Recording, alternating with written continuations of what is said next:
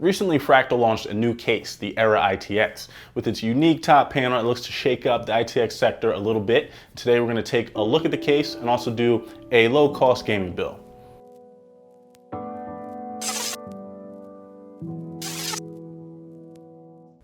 Visually, the Era is a unique case, and I really like where Fractal is going with the design choices. When I first saw the Era, the thing that stood out the most was obviously the wood grain top panel. This is something that is very unique and not seen very often.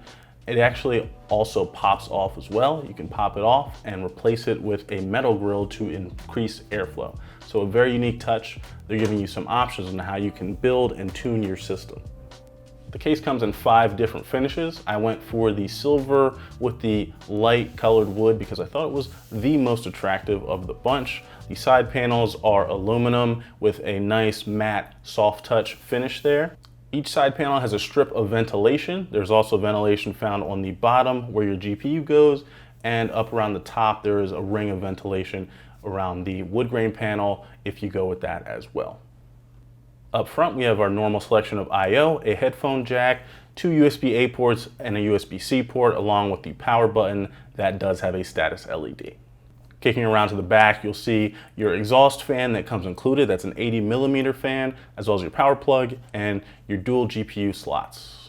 It is interesting to note that even with a bottom-mounted GPU, there is no exhaust at the bottom of the actual case, just feet and a sealed-off bottom.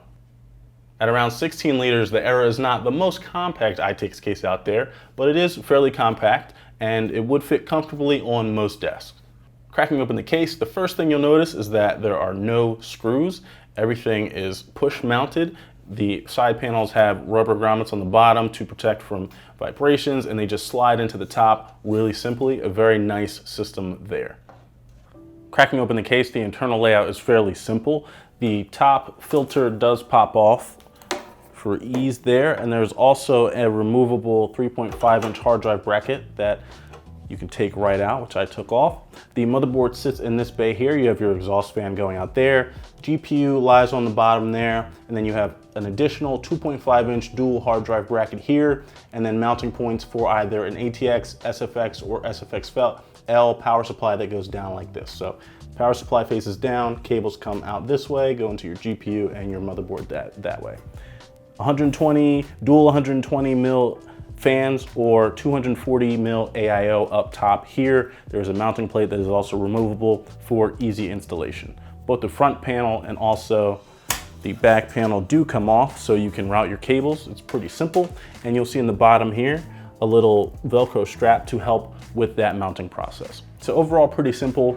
The only thing I will note is the bottom, there doesn't appear to be a direct filter here, but in those little slots, there is a filter, so there shouldn't be a lot of dust kicking in to your GPU. All right, now for the fun part, let's get into the actual build. For this build, I went with a selection of mid-range components. I wanted it to be priced under $1,000 for sure. I've done a lot of very expensive builds recently, and I wanted something that most people could really just dive into. So I went with the selection of components. First up, for the CPU, picked up a 9600K. Great gaming CPU, and at its current price, it's much more of a value. For the GPU, gonna rock out with a 1660 Super, great for 1080p gaming and pairs well with this CPU. Also, for the power supply, this is something new that I haven't actually tested out yet. I'm going with Fractal's new Ion SFX 650G, which is an SFX-L unit. I've only used the Corsair units in the past, so I'm really excited to test this one out and see how it performs. As for CPU cooling, I have the Cooler Master Master Liquid 240. I also have their dual fan kit. So this is 2 fans in one, and it has RGB, addressable RGBs if you want to set that up. The reason I picked this one up is because it has one fan header, one 4-pin fan header for both fans, which in ITX cases where you may only have a few fan headers, this is invaluable. It also will potentially look cool, casting some nice RGB light onto the rest of the components. As for RAM, we have Ballistic Sport here, 2 sticks, 16 gigs, nice there. And then for the motherboard, I have the Asus Strix Z370i, which is my classic motherboard. I've used this in a ton of builds. It still works great and will pair well with this CPU. For storage, we're not gonna go crazy today, just a single 500 gigabyte Intel SATA SSD, an M.2 version that can be upgraded in the future if anyone who's building this or myself sees fit. But before we get started, there is one more thing I want to touch on with the actual case. I've gone ahead and removed both hard drive brackets since we won't be using them for this build. But another point to note is on the left-hand side here, you'll see these two brackets are for your power supplies. One is for ATX power supplies, which obviously we're not going to be using for this build. The second one here that I have my hand on is for the SFX or SFXL units. You can remove either one of these. There are also rails to push these up and down depending on how much height or clearance you need, which is a really nice touch. So I'm going to go ahead and pop out the ATX one, and then we'll go ahead and get started putting the components together.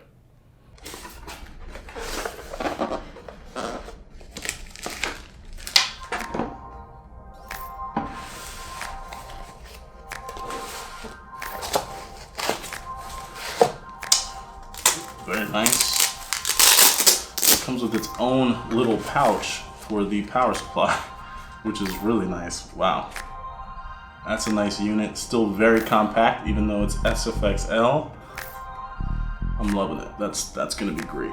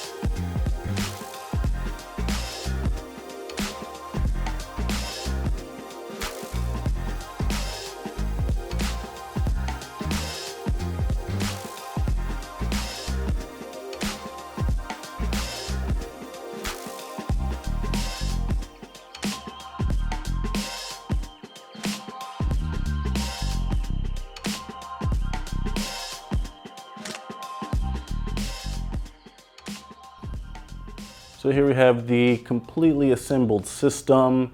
Everything fits snugly. Obviously, I will have to spend some time routing and cleaning up the cables. It is a little bit tight, as is to be expected from a lot of ITX cases.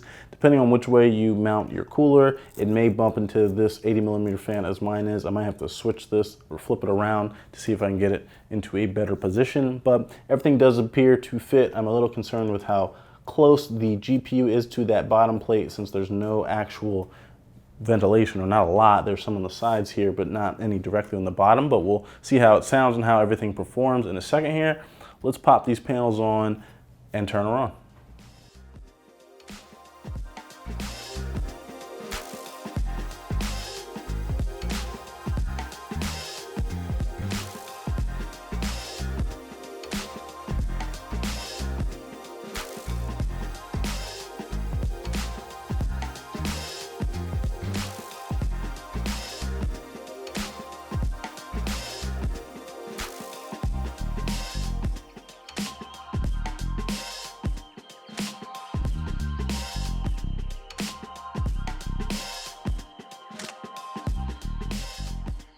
The assembly process for the Era was pretty straightforward. Not a lot of trouble getting all the components installed. Once everything is in there, you really can't see anything. So this isn't the case if you're an RGB LED lover, but it is attractive, particularly with the wood grain top panel on top. As soon as I finished the build, I became immediately very interested in the actual performance of the case. There isn't a ton of places for air to come in or go out, and this top panel does seem to cut off a significant amount of airflow, so I'm very curious to see how it performed. First, we're going to take a look at the acoustics, both with the top panel on and then the top panel off. Then we'll slide into the actual temperature results.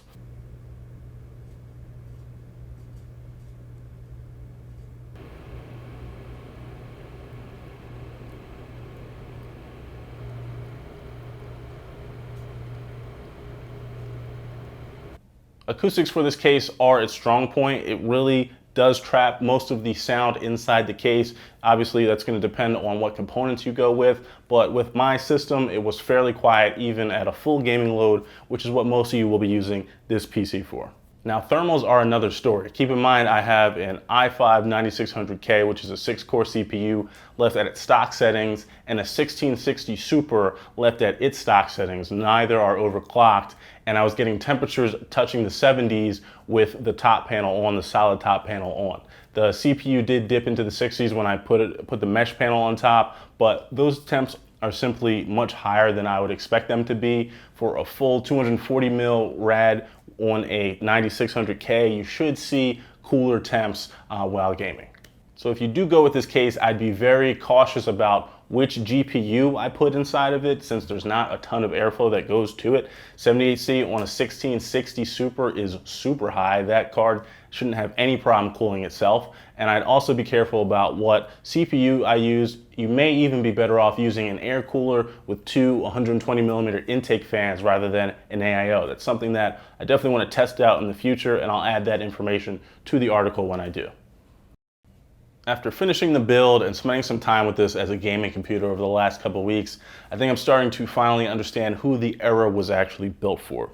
If you are a high-end gamer looking to do an ultra-powerful gaming rig or a workstation for work or something like that, this is probably not the case for you.